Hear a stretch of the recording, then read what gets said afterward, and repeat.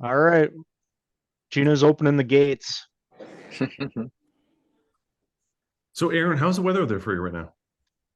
It has been clear and cold. We had Beautiful. gusts to 80K today. Like temperature wise, it's not terribly cold. It's a lazy wind. Hmm. The wind is just too lazy to go around you. So, Guys, next year. Awesome. but I suspect we're going to see some flurries in the morning. On the upside, usually it warms up a little when it snows. So, And Jeremiah, you have the same weather pattern we do. Did you get snow Yeah. yesterday? Today. Today. Mostly today. Yeah, it's kind of this picture. I don't know if you can still see it up on the. I don't know if you can see my screen right now or not, but yeah, like it just started. So we've got a couple inches of snow here and there. It looks like it's going to carry on maybe over the weekend and then get mild again next week. So you'll be tape rolling before you know it. It looks like towards the end of next week, it's going to get mild again. Beautiful. Beautiful. overall, it hasn't been a bad winter. Got really zero complaints. Yep. Same. Same. Sean, how are you? How's the weather at West? You're on mute, Sean.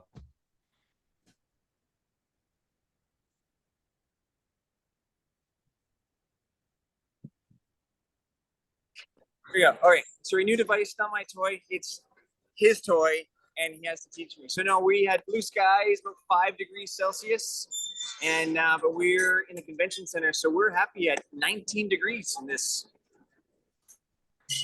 space. Nice. How's the air quality in there? You know what? I do. So for Vegas, I'm going to get an Aeronet so I can monitor the air quality on the plane. I think right now we're probably okay. He smells really good, so I'm happy to hang out with him. So whatever, I want some of that. He's a good-looking, nice-smelling person, so I feel like this is a good spot. Oh yeah, no. Yeah, you know what? We have a breeze up there, so we're in a good spot. I'll bring you some educated beard stuff for your scruff, Sean. Yes, I'll need it. Podcast. Yeah. Well, let's go. All right, we'll kick it off. Welcome to BS&BEER Canada. For those of you who don't know me, my name is Aaron Jones. I am a carpenter and a builder in Grand Manan, Canada. And tonight I am drinking a Bambino American Pale Ale all the way from across the pond from my good friend Adam White in Cambridge in the United Kingdom. We have a special guest this evening, Jeremiah Sommers from Sommers Brothers Construction, and I'm not going to ruin his topic. I'm going to let him bring it up. But since Sean is somewhere on the total opposite coast, I think we should go there first. Perfect. Thank you very much, Aaron, and everyone from BS&BEER Canada. It's so good to see you all. I am with Robert, and you know I love mock-ups, and so they're hanging out right there. Look at those beauties. Amazing details. So we're at Buildex Vancouver. The event just ended, so that is what it looks like now. But in an hour, we will do a preview of where people are at. But this booth will stay open for the next 60 minutes. I'm probably going to steal a water from Robert, and that's what we're going to be drinking is whatever's in there in his lovely Eventech X Factor thermos. And welcome to Buildex Vancouver. Glad everyone showed up on this amazing Thursday, February the 15th. So hopefully you had a good Valentine's Day. And moving over to Connor. Hey everybody, I'm Connor Malloy. I'm a designer, builder, and educator in Toronto and Ontario. I teach largely with skilled trade students at George Brown College. So carpentry, building science, but also how to plan projects, how to apply self-terminating tapes in the winter when it's snowing, all that fun stuff. is what we're up to. And this is a great place to come and share and learn, share things that are working for you, and more importantly, what's not working for you, and how we learn about that together. So excited for Jeremiah's talk tonight. Jeremiah's not that far from me. I'd love to go see him at some point because there's beautiful work, great ideas. And yeah, I'm stoked for the conversation. Over to you, Aaron, or Jeremiah. Well, thank you all for having me. I'm keen to share this particular project. It's a little different for us. It's kind of some new concepts, some new strategies that we've deployed, and kind of happy to go through some slides and kind of take you through the process. I am Jeremiah Sommer. I'm a builder. My brother and I have been building in the Goderich area. We've been building together basically since we were little kids, and we've been operating a business for the last 16 years and just continuing to do the same thing. So over the last handful of years, we've kind of really started to dial in our assemblies and really get a better understanding of the science behind all of that. And it's become it's been a really fun ride, and we're gonna stay on it for the rest of our careers now, and just keep trying to improve our practice and learn different systems as we go. I have a bit of a presentation. I can take you through some slides. I can ramble sometimes, so if it does start to get a little bit long, somebody just wave me down and I can speed things up. This particular project, is my screen showing up? Yeah? Okay. So I'm going to just set this up here. You have to reshare. Just try sharing again. Okay, let me just figure that in here. Sorry, I was giving you a thumbs up that we see your face. Not okay. Not okay. My bad. There we go. Okay. There we go. You guys can see that now, that title page? Okay. Now, if I can, it's gonna let me advance here. Okay. Okay. So this project is located just on the shores of Lake Huron, sort of Goderich, just south of Goderich, which is about 2.5 hours west of Toronto. So we started the design and sort of development stage of this project about 1.5 years, almost 2 years ago, I guess now, and working with a Stratford designer named Justine from the Hive Design company. She did a really good job of working with us early on, and our client and our mechanical contractor. It was really important that we sort of started the process with sort of those the four of us at the table. Made a really big difference for sort of tuning up our assembly plan and sort of getting something together that we were really familiar with before we actually started building anything, which can make a huge difference when you're trying to sequence the different layers that need to go in there and prepare for the next trades that need to come in. We are a in-house builder. We don't sub a lot of stuff out other than the typical mechanical, electrical, and those sorts of components, but we do all of our own framing. We place the windows and basically take it to finish from there. So we don't have to communicate a lot of these details to other sub-trades, which is kind of nice sometimes to be able to work through that ourselves and not have to have those barriers that can sometimes be present. Although there's a lot of curiosity when we do have other trades come onto their site. So I'm hoping that, perhaps we do have an opportunity to sort of convince some other local builders to sort of adopt, or at least, be interested to learn something a little bit different. So I'll kind of take you through this. This is the house as it is right now, and we'll sort of start kind of from the beginning on how we plan a frame stage of a project, and how we sort of sequence our control layers, not just air barrier, but vapor control and our thermal layers, and sort of how we get all that ready for the next trades coming in, HVAC and etc. So for us, it starts like quite literally the minute the foundation is in. When we're plating and setting, getting those plates that are drawing starting to get marked up immediately, essentially redlining the segments of the building, so that we have, in this particular case, in the picture on the right, the building is made up of kind of 4 main compartments that all have to connect together and have some challenging, in particular, air barrier layers that have to get through, but also allow us to be able to move from section to section inside. So a few challenges there, but when we start out with this and looking at it right on the foundation and getting a sense of where those materials need to intersect, it kind of puts it in our minds early on, and it's something that we're able to kind of resort back to as we go pretty easily.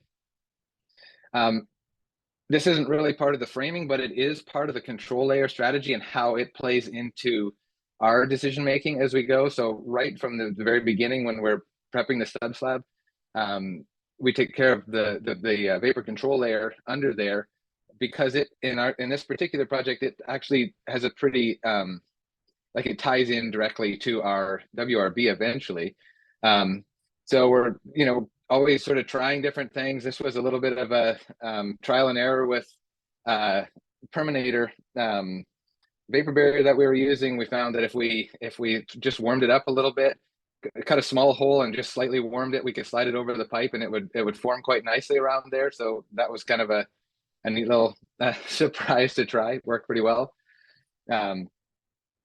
As we kind of took this around the foundation, we used a sealer. We used the Stego mastic to bond our Perminator to the side of our foundation, and then installed an additional band of insulation as a thermal break between our foundation wall and our slab. And that just sort of pinches everything together there. And that kind of leaves us with a nice little bit of that mastic kind of gooping out the top, so we can kind of, it's clear to see that we actually have a connection there. And then the remaining Stego, or sorry, not Stego in this case, Perminator is trimmed off, and we're just left with a clean line there.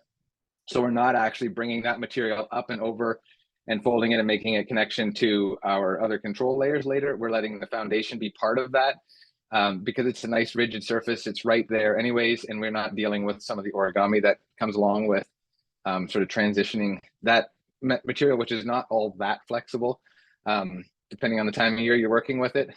This was actually in the middle of the summer, so it was uber flexible, but just for anyone using this kind of material, if you're working with it in hot weather, it is something else. And when it cools off overnight, it can stretch like drum tight by the next morning. So things we learned along the way were how to sort of deal with that. But that's really where it starts for us, is right from the very beginning, below the slab, and prepping for the next layers to sort of connect to that.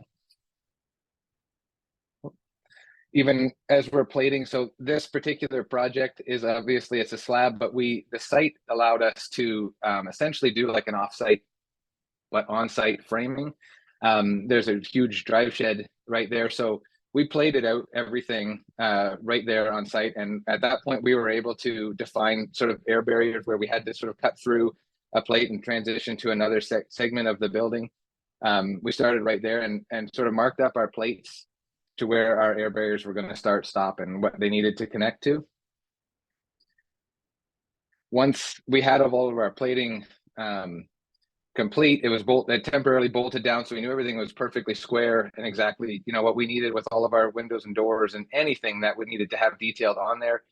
We moved that plating over to the shed, and we basically had numbered wall sections that we could start to build from. It worked really well. We built a couple of framing tables inside the shed, which was a first for us and won't be the last. Everyone was thrilled to be able to bang walls together at almost waist height and not be crawling around on the hard concrete for an extended period of time. It was really nice too to be able to kind of just leave our tools where they were at the end of the day and pull a door down, rain or shine. We didn't have to sort of tidy up the way we normally would on a site. So, and we didn't have a crane or anything, but a telehandler was our tool. Sorry, let's go back to that. Telehandler was our tool for just bringing the wall sections back out of the building as they kind of came together. It made detailing really smooth. So again, this was sort of continuing our air barrier, in this particular case, our air and water barrier strategy onto each panel. We knew from our initial layout where that material needed to start and stop, where we were going to have a corner. So maybe we might have to leave the paper on the back of the membrane. In this particular case, it was Adhero. we'd have to leave that on and leave the release paper available to us later for making a future connection.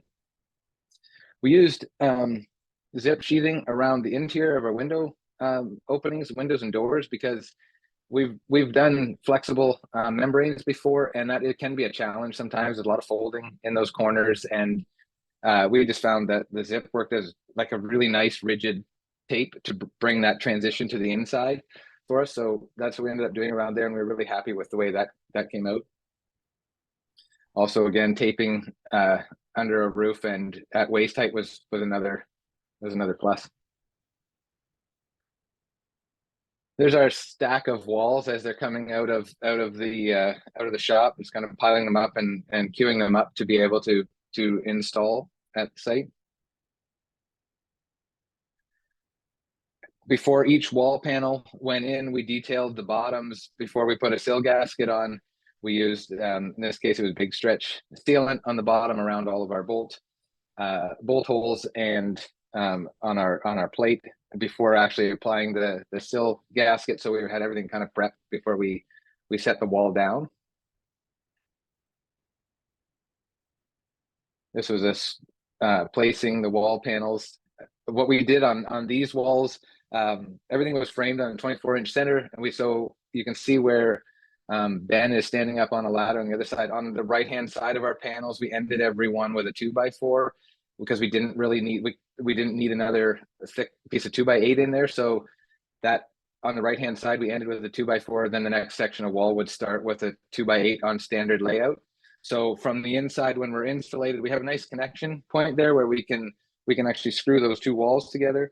But once everything's insulated from inside later, it just looks like a standard layout at that point, and you've got a little bit of insulation in front of that connection as opposed to simply two 2x8s in this case.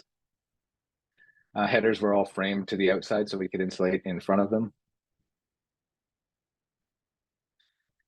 So there's our first floor framing. Most of the house is single story. You can see how where the walls join together, that worked out really well from maintaining continuity with simply just being able to tape that joint. We didn't have to do a whole lot because because while these were sort of prefab, at least, to a certain degree, they weren't fully insulated and weren't fully detailed on the inside, which we actually really liked because it allowed us to make, subtle changes as we went and not sort of restricted by sometimes the challenge that can be with prefab. If not, you have to get everything, dialed in perfectly. And so this gave us, it was kind of like a good introduction for us to that. So there you can kind of see how the house is broken up into segments. A little bit difficult to see that, but it's broken up into segments that still need to have a continuity of that air barrier going through. And our air barrier in this case was all on the outside as the primary air barrier. It was then taped to our foundation with Fentrim tape. So essentially bringing that perminator up the wall on the inside and sealing it to the inside of our concrete, and then letting our poured concrete be part of our air barrier system and sort of make that rigid transition to the outside, and then sealing the adhero to the outside of that. It worked out very well for us in this. It made very simple and easy detailing. You're going around to seal that outer connection anyways, and on the inside too. So it saved a lot of folding, a lot of sort of tricky detailing in that way, and kept continuity where we wanted it. This is just a shot from inside and where our second story lands and how that ties together. The room that the picture was taken from is essentially a cathedral ceiling, which that was one of the trickier details because our control layer, our air barrier, needed to come down on what essentially is an inside wall where you can see that cutout that follows the shape of the roof. That actually had to come down low enough to then transition to our ceiling air barrier control layer. So that was one that took a little bit of pre-planning to sort of figure out exactly how that was going to go, so that when our trusses went up against that 2-story wall to make that 3 and 6/12 monoslope style roof, we needed to have membrane available to us to connect our interior air barrier at the ceiling layer, where that's where we transitioned everything to the inside. This is just not so much from the air barrier control layer, but just pre-planning our attic venting as we went. We before the trusses were installed, we put a 2x2 on either side of the truss, just down at the bottom of the cord, because we had plenty of depth in there, and then laid in wood fiber panels and from MSL, and those just acted as a baffle to stop our insulation from inside and give us a great continuous airflow up through that low slope. So we were able to get essentially a cold roof on a low slope. It worked out really well in that case, and it was very simple to do. From the outside, we originally thought about trying to crawl up there and put in baffles all the way up, and quickly we've done that before and realized that it's a bit of a slow, painstaking process compared to this, where we were easily able to stay ahead and laying those sheets in there as we went with the sheathing. So that worked out really well. So there we are, dried in at this point. And I've mentioned to Robert, we're just so thrilled with the zip system on this. Our roof is still not done. Like the roofers, it's taken a really long time to complete the roof. And while there is an additional membrane on top of that, I don't think that we would be nearly as far along on this project. We're actually already to drywall stage now inside. We haven't seen any moisture come in once since we've had this closed in. It's been a game changer for us for sure. So really happy with the way that system came together. And now that we're windows and doors in and roofs on in this, we're ready to transition to the interior and sort of complete those connections where we left off on the outside. Just So now gonna that interrupt we're you for a second Yeah, there, sure. Jeremiah. Yeah. Just so the questions don't get away from us. We had a question in the Yeah. chat. Sure. Are the fiber boards loose or attached in your vented system? Let me just go back. So they're just attached. We used just a roofing nailer and just loaded them up with nails as we went, just to keep them from moving around on us. You do have to make sure that your trusses are still staying on layout, like which if once you get that first couple sheets on and you're doing it, we cut everything maybe about a half-inch light so we could still move things around a little bit. But yeah, they're just nailed in with roofing nails to hold that there. Yeah, it wave me down if there's a question and I need to slow down. By all means, I'm happy to answer anything that comes along. So now that we're inside, we're dry, we're out of the elements.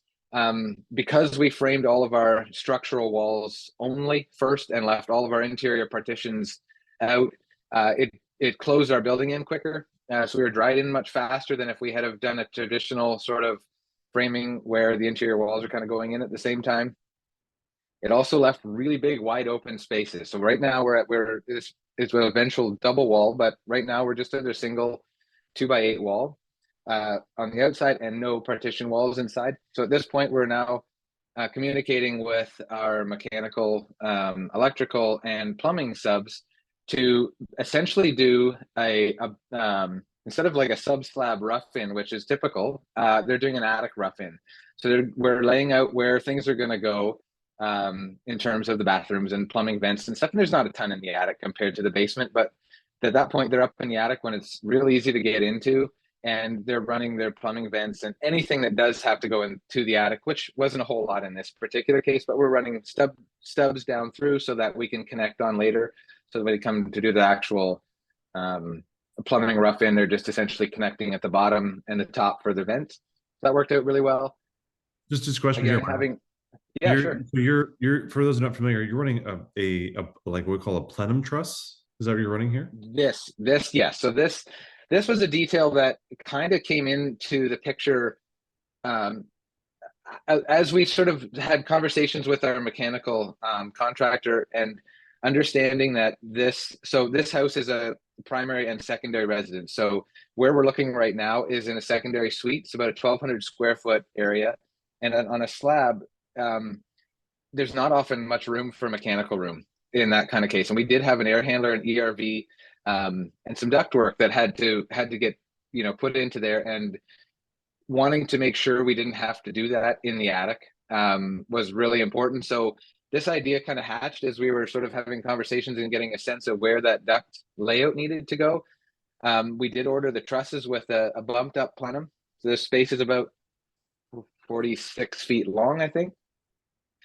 And that bump up area is about 8 feet wide, and it goes up about 2 feet. So that wasn't really based on a whole lot. 2 feet seemed to be plenty of room to fit what we needed to. We sort of went over what the largest duct size and then allow additional room for workability.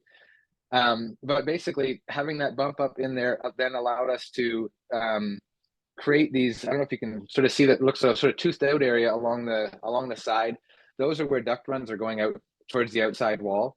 And that was just 3/4 inch OSB, which we essentially just made boxes that fit in between the trusses, sealed all the joints, and popped them up there, which again was a simple, we didn't deal with any, flexible floppy bits to try and make that happen. That was nice and rigid, and it was just in there and kind of done at that stage. We've also got a mechanical room going in the attic. These trusses do have they're like a 12-12 pitch in that area. So we have lots of room above to work with. So what we did there was had the trusses, that plenum truss bumped up an additional 4 feet back there. We essentially asked our truss designer to just push up that collar tie as high as they could go and still meet the structural requirements that we needed. So he took them up we have about 6 feet, I think, between our finished ceiling and the ceiling inside of that attic. But what that allows us to do is run our ceiling membranes eventually across the ceiling and terminate them on that plywood and not have like an attic truss where they have about the bottom cord running through, which becomes a real tricky detail and just a huge amount of time to do that. So in this case, the floor is not shown in this picture. I don't think I have one showing it there, but we did put a ledger on either side eventually and create a little floor so that you could get up into that small attic space. Yeah, so there's that attic space bumped up into the truss. We spray foamed the outside mostly because there really wasn't another feasible option for getting a continuous seal around there and a decent enough insulation to sort of match what we were doing everywhere else. And that worked out really well. And that allowed our plywood inside there to act as part of our control layer as well. So when in this case, we used Intello, it came across the ceiling and was able to just simply terminate at the bottom and around those duct boxes that we have between the trusses there. Really cool. Here's some more. Now that we've kind of established where the duct layout is going, we're also thinking about where we might have a hose bib, where we have electrical that has to go out through the wall, where an ERV's got to go, or anything that's got to go through the wall, which there isn't necessarily a ton of stuff, but we kind of went through and identified all those areas and just simply used, in the case of the middle picture and the one on the right, it's just a piece of 1-inch conduit. And that allows for electrical wire to be able to go through. And I think it's actually, maybe that's the one for a hose bib too, but putting a plywood block on the inside so that when we bring a membrane across there later, we can simply tape it off to that plywood and let the plywood. We kind of try to use rigid material as part of that air control strategy wherever possible, because there are some advantages to that, especially when you're taping and you don't have floppy material to detail around. Then on the outside, this was just simply liquid flash that we sort of framed out and sealed up our pipes from the outside. And now that that's all kind of in place, our subs are gone. And again, they came there for a day or so and sort of did that prep work for us, or at least told us where things needed to go. And we did some of the prep work for them. And we're ready to net the walls and blow in our first layer of, we use fiberglass, the bib system in this case. We're ready to net these walls in and actually start to insulate that wall, because we're done putting services in that main structural wall now, which was great because it was starting to get cold by this point. And shortly after that, we were able to have everything insulated. You can see here by recessing our connection point on our walls where we push them together by having a 2x4 on one side and a 2x8 on the other. That 2x4 is now gone. It just looks like standard layout in most places. And obviously the headers pushed out to the front, we don't see those anymore. So we have a nice blanket of insulation covering everything we can. And the windows and doors can then be taped off eventually to that zip that's around lining the inside, and we don't need to worry about our other membrane needing to connect directly to a window. So there now, still with our rooms. Now this is a little, I couldn't find a picture before we started framing up walls really quickly, so I couldn't find a picture before that. But we essentially had these 4 large boxes, and that is quite a big difference maker when it comes to putting on membranes, whether you're doing poly, whether you're doing Intello, or whatever system you're choosing. We chose to go with the extra wide rolls of material in this case because we didn't have to fight with a whole lot. We had big, 9-foot walls and wide open the ceiling, so we could pull big rolls across, and that eliminated a lot of tape and a lot of detailing, and it's just to smooth out that process. And because we didn't have things to go around very often, it was pretty quick and easy to do that. Having the rigid sections with the with the OSB to lighten those duct boxes, again, those tape details became really smooth and easy to maintain that continuity through there. Our double wall in this case is a 2x4 wall inside. We staggered the studs as we're going through there so that we've got a decent thermal break behind every 2x4 and in front eventually of every 2x8 through there. That is the plenum truss detail, by the way, and that's just strapped on top just to keep that insulation from weighing that down a little bit.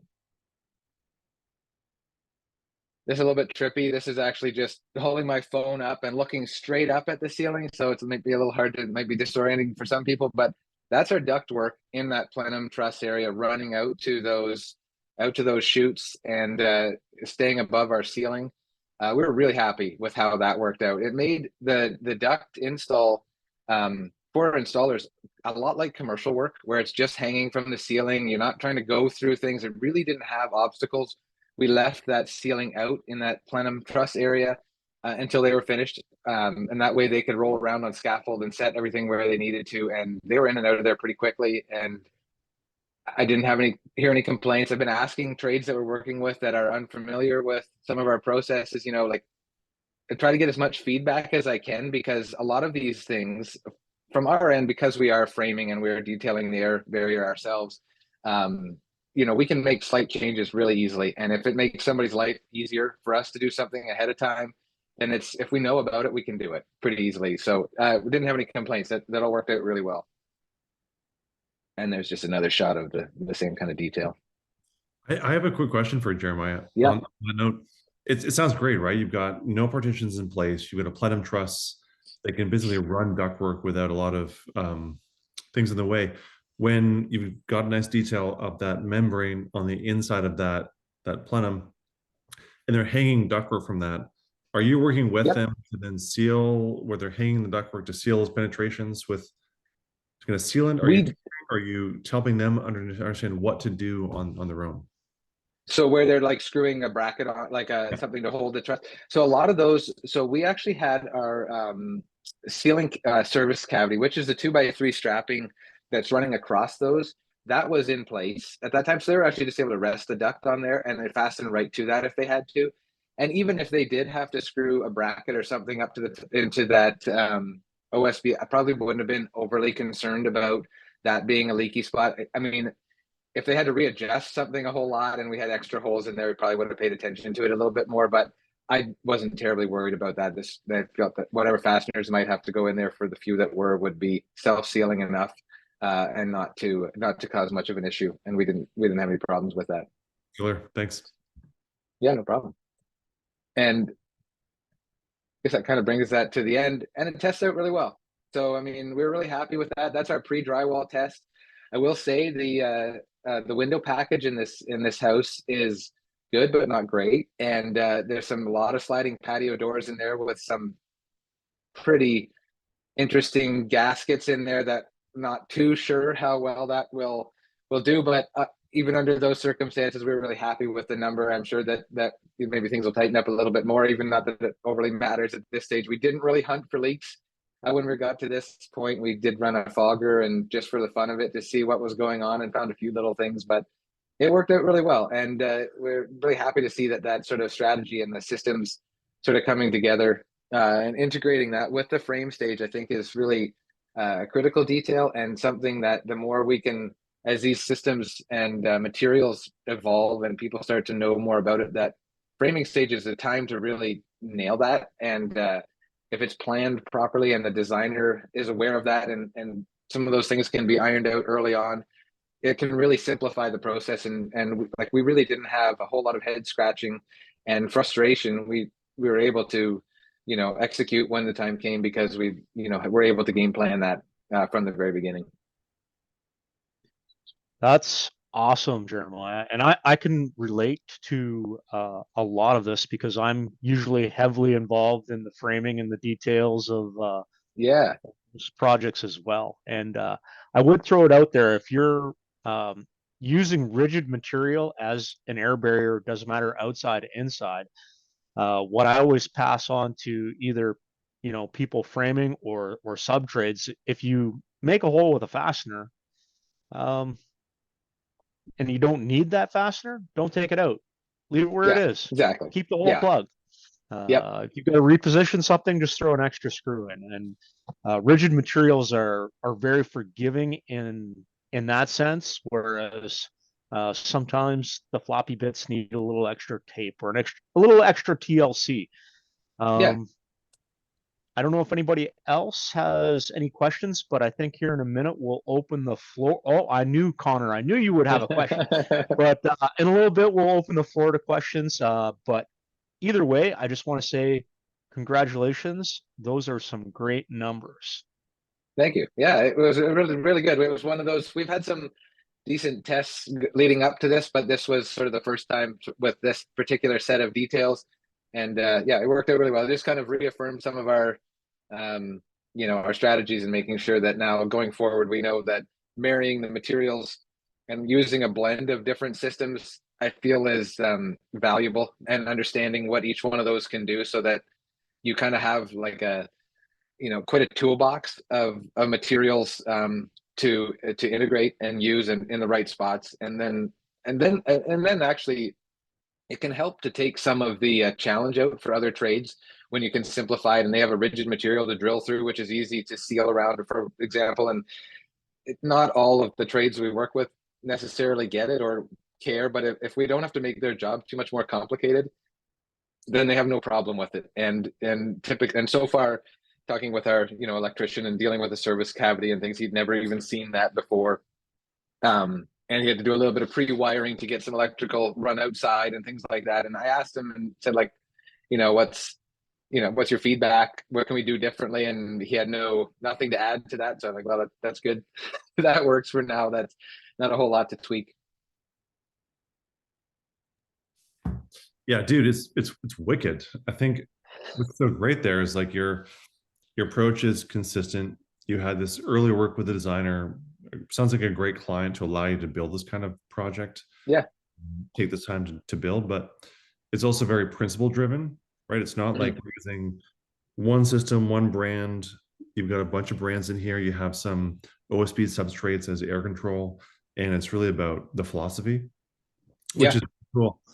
I guess my questions start from like putting my builder hat on, thinking about this project looks wicked. And if I'm trying to replicate this, I have some like more nerdy CapEx questions. Bring them. So, I've never owned a telehandler. I love the fact that you're using one. Do you own that telehandler? Do you rent it? We dream of owning a telehandler. We only rent a telehandler.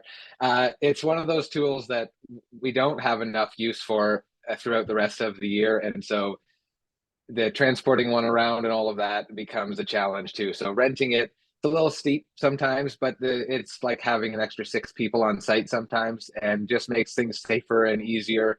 And so what we found is when we just try and plan when we're going to really need that equipment, and then we're ready when it's there, so that it's not sitting idle for too long on site, and make it work while it's there. And it's very valuable. That's a very useful tool. It's like when you rent a car on vacation and you try and drive it as much as possible to get all the exactly. You want to max out the hours while you have it, because it's exactly.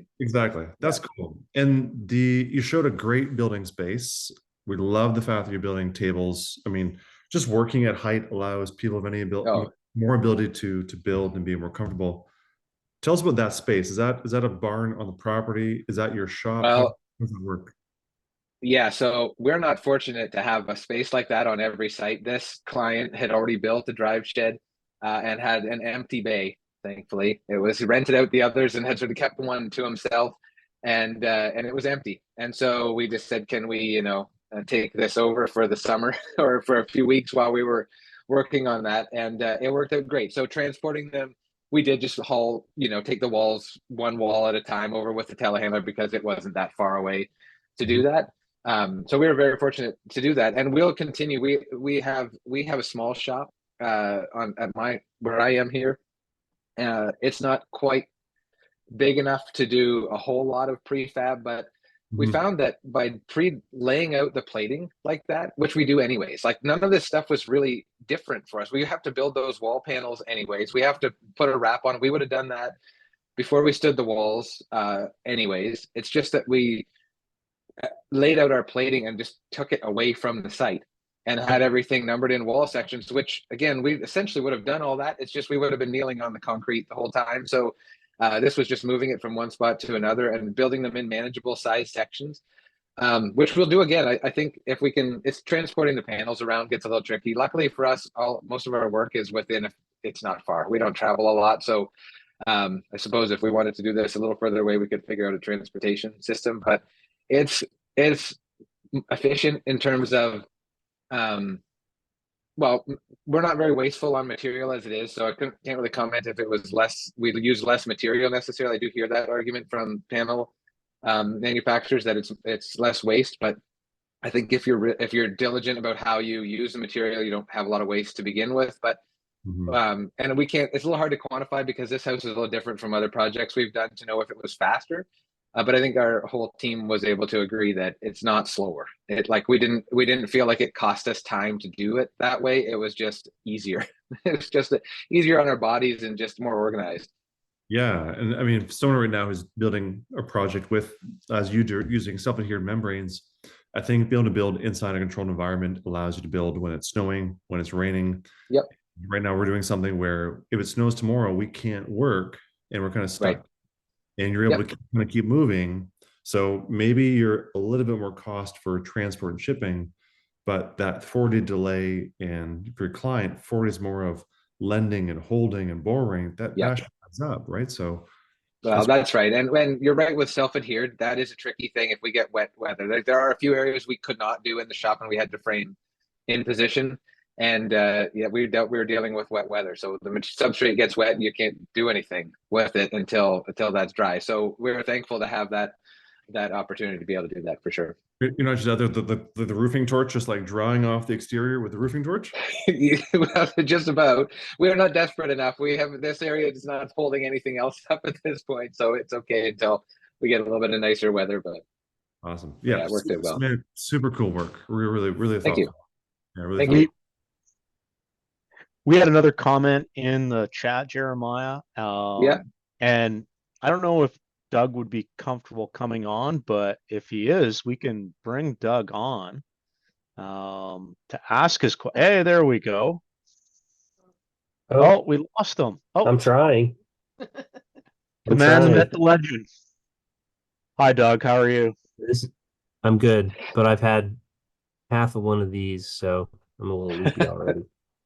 Is that 12? I suspect I know the answer to your question, but I don't want to let the cat out of the bag until Jeremiah has a chance to, but you're having a double dog beer? Double dog and lots of cats. We have double run cat beers? a I don't know ratio what in to this say. house. We run a ratio: 2 dogs, 2 cats. Okay. That's where we're at. All right, hang on a second. Hang on. Okay. I'm gonna write big on this, big dog. Anyways, we won't get sidetracked too far, but maybe Jeremiah will have an answer for your question. You might have to re-ask it, Doug. Sure. Yeah, I didn't see it. Yeah, it's. I mean, unfortunately, it isn't even really that much of a question. But I mean, the things you did were incredible. Like that last photo you showed with the 3 enclosures that for the ducks to go out to the perimeter wall. I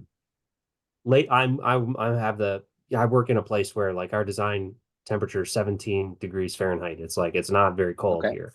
Yep. But we're tending to see designs lately where we're blowing the air 10, 15, 20 feet across the room instead of Yep. putting outlets right at the perimeter wall. And I was just Yep. curious if that's catching on, because I mean, what you did was beautiful, but it, in a certain way of looking at it, maybe if your glazing was better or whatever, maybe if some other trade-offs would have to be made, but you wouldn't necessarily need those slots in the ceiling. Well, you're absolutely right. And that's actually so I think going forward, that would be a question I would pose to our mechanical designer. So we essentially were following the mechanical design as it was. And I don't think would have been actually necessary. I think we could have kept those shorter. Now, in this case, it was pretty simple to run those trunks. You're using a 5-foot piece of 5-inch duct to go out, or with an extra piece on it, like minimal extra work to do that. But you're right, it's we wouldn't have needed to do that. I don't think the glazing maybe may have triggered that a little bit, but I don't think. I mean, even now the building is sitting, we're in the sub freezing temperatures here right now and heating it with a small electric heater. And I went around the building today and we have no distribution going on anywhere, and our temperature between 2 floors and 3,000 square foot area was 1 degree Celsius different from room to room at the furthest point of the house. So I'm pretty sure that a duct system could have been pulled in just a little bit and would have worked just fine. I'm muted. That's very impressive. Thank you. It is really cool when you have a house that doesn't even have a heater and it's working already. Yeah, we're happy with it. That is awesome. I actually suspected it had to do with two things. One, the original design, and sometimes our mechanical designs and our architectural designs aren't necessarily right there with what we're actually building. And you also mentioned very early on that the glass package wasn't maybe quite where you wanted it to be. So I Right. thought maybe you wanted to throw that warm air curtain down across the glass just to, like, belt and suspenders. We're not going to have Yeah, any condensation on the glass, but that's right. no, Yeah, all it's great certainly answers. not And going to hurt. yeah, still an impressive build. Like, seriously. Thank you. To quote Connor, it was wicked. Thank you. Hey, I'll just comment too, Doug. I think that's a great question, just because, again, I think we default to the ways that we learn. And so seeing that detail and being able to maybe, pull it back and saving 20 feet per duct, I mean, it adds up to cost. And when you think of the cost of high performance and managing that whole conversation, now that you're saying, well, we can modify our duct design because you don't need to have that airflow going over there. And again, there's the belts and suspenders approach, but then sometimes you're like, what, we've learned and we can adapt. And so, Doug, great question. And of course, Jeremiah, beautiful. And again, I think we're going to keep quoting Connor here. It is wicked design. Thank you.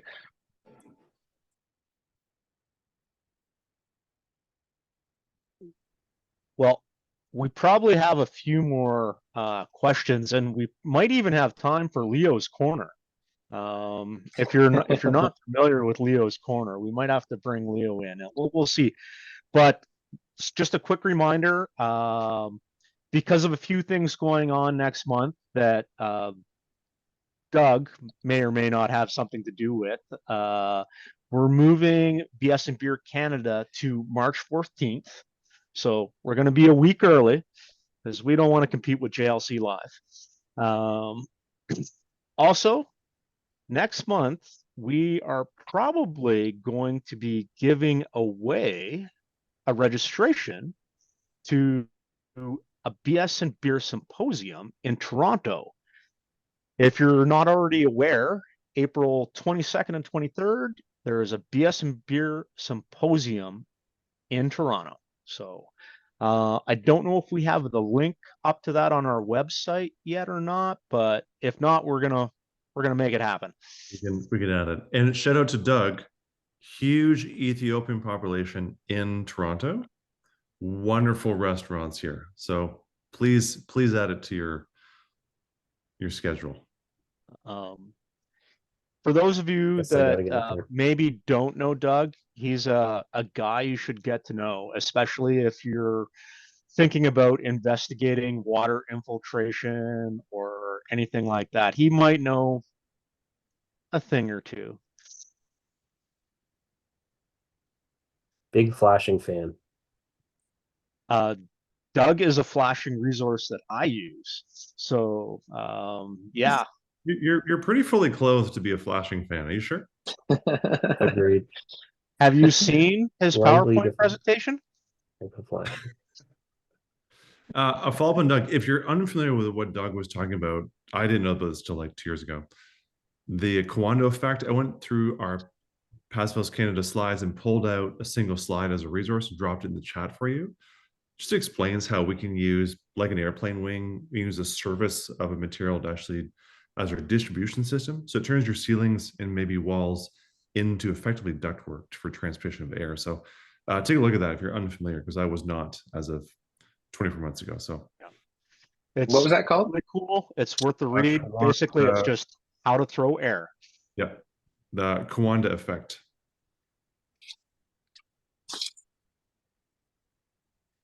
Okay. We have a chance for Leo's corner. Yep. Leo, maybe. Hey guys, There we go. I'm currently wishing I had some framing tables because I'm at my in-laws assembling some flat pack furniture for them on the floor. But I guess I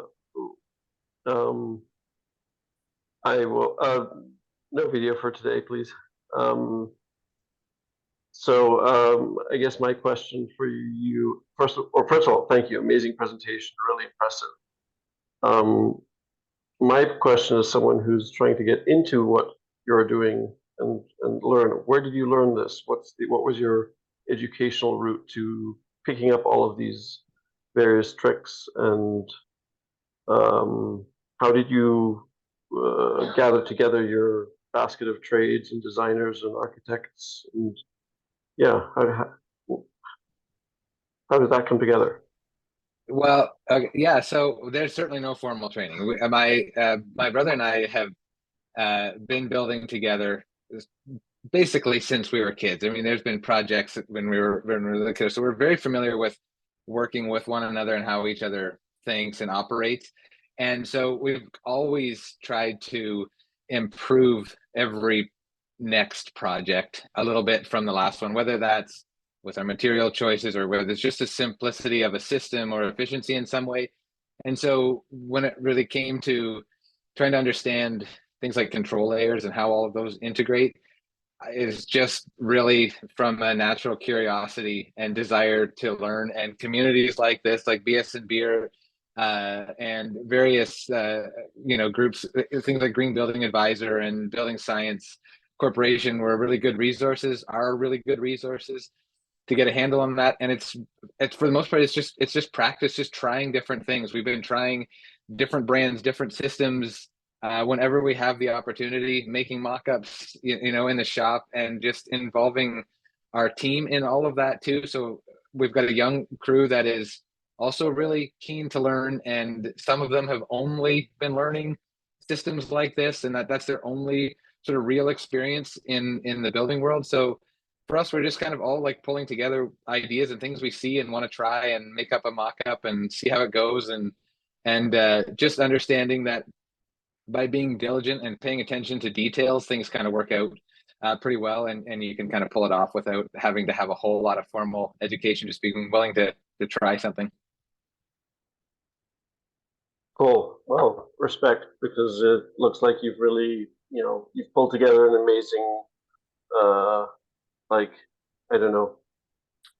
Yeah, you've a huge amount of knowledge that's just come to a really nice development, or like really nice, and not even like apex, because you're still learning every day, right? So Sure, yeah, oh yeah, for sure. Very cool. Thanks. Yeah, no problem. I think that's sort of the one of the things that is so great about the building world and the sort of the built environment is the ability to have like learning at your disposal nonstop. And I think if that stops, it's probably time to find something else to do, because there should be no shortage of it out there, whether it's just, just getting better at a certain thing and figuring out a way to level up that particular part of your game, or learning a whole new system. There's plenty of resource out there, and it makes it a ton of fun. You also have too much color in your beer to stop learning. Like, look at me, look at Aaron. You've got like a little streak. You've got so much learning to go that I'm jealous. That's kid related. I'm not done. Like, oh, you got room. Oh no, and you're absolutely right. If you truly love what you do, you are a lifelong student, because there is no end in this industry. And if you think you've got it figured out, there's going to be a new product, a new technique, a new way of looking at things. Or sometimes somebody is going to do an investigation and they're going to inform you that you've been doing it wrong for 15 years, right, or 20 years or 30 years. So yeah, it truly never ends. That's right.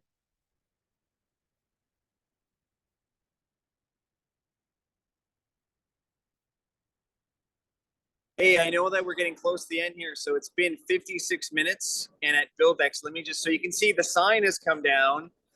The neighbors have taken things down, and for the most part, it's getting a bit sparse over here. So glad that that gentleman allowed me to hang out in his booth as they were cleaning up, and it's been a great couple days here in Vancouver at Buildex. If you're ever in Vancouver, you got to check out the convention center, because the wood, the view is amazing, and then down here in the kind of the hub where the activity was pretty cool to see a lot of different companies, a lot of different new products, and of course hanging out with that sexy, lovely smelling gentleman. So thanks for letting me attend from Buildex, everyone.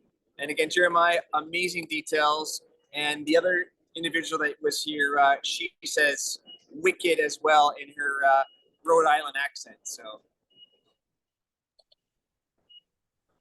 thank you. Well, glad you were able to join us from Buildex, Sean, and smell Robert for me, I guess. I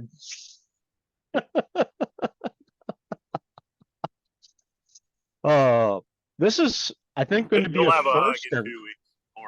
We will definitely have a hug shortly, soon. But I think this is going to be a first. I think we're going to end on time. I think the project that we witnessed via Zoom today was so high performance that we checked all the boxes on time. That's all I got. Before I hand this off to anyone else, thank you very much, Jeremiah, for sharing your project and some of those amazing details. Thank you, and thank you all for sharing your projects and the things that you're learning and practicing, because that's inspiration for us. It's something that I pay a lot of attention to. I like seeing what other people are doing, how they're tackling certain challenges, and if we can share some of our processes as well, then it just helps build the community. So thank you all for being inspirational and giving us something to strive for here too. So thank you. Wicked. Thanks so much for sharing. It's as an educator, I think what you're doing is really important, and I think you have a real sense of culture, and you're trying to educate and teach. And the fact that your employees or your colleagues are learning good habits at the beginning of the career is really the best way of teaching. I really think trade schools like us don't have to exist if more of you were out there. Again, you're able to slow down, show them why you're doing it, why it happens. So yeah, really, really kudos. I think what you're building, but also just the environment you're building as a company is, I think, also really worth noting. So good on you. Thanks, buddy.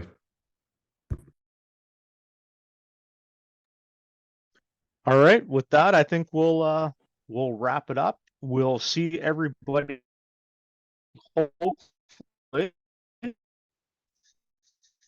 March 14th, and don't forget, we're going to give away a registration for the BS&BEER Symposium in Toronto. Hopefully, I'll get to meet you in person there, Jeremiah, and Who knows? Maybe I'll get to come see your build, Connor. Happy to host. Happy to host. There's no beds there yet, but you're happy to sleep in the snow with me. Hopefully there'll be a little less snow by then. Maybe you'll have a bathtub I can borrow. You look hardy. Anyone with a beard looks like a hardy person, so I think we'll be fine. We'll be fine. We'll be fine. Anyways, enjoy everyone and have a great evening.